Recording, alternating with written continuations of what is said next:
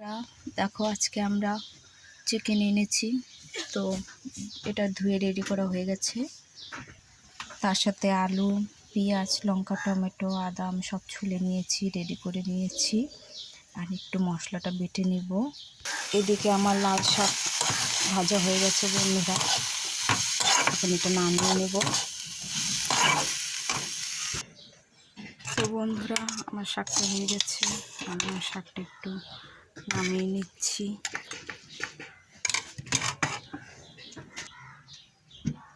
তো বন্ধুরা কড়াইতে তেল দিয়ে দিচ্ছি, কড়াই তাপ হয়ে গেছে।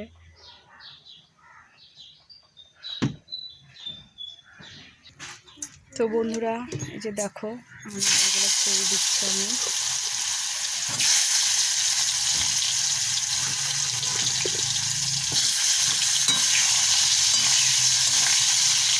আলুটা ভাজা হয়ে গেলে লাল লাল তারপরে উঠিয়ে নেব। তো বন্ধুরা এই যে জিরাটা পাটায় নিয়ে নিচ্ছি, এই যে তার পাশে আদা রসুন একটু আমি বেটে নিব। তো বন্ধুরা দেখো, তোমরা তো এখন সবাই মিক্সচারে মশলা করো, আমি পাটাই করি। দেখো দেখো বন্ধুরা আমার মশলা করা হয়ে গেছে।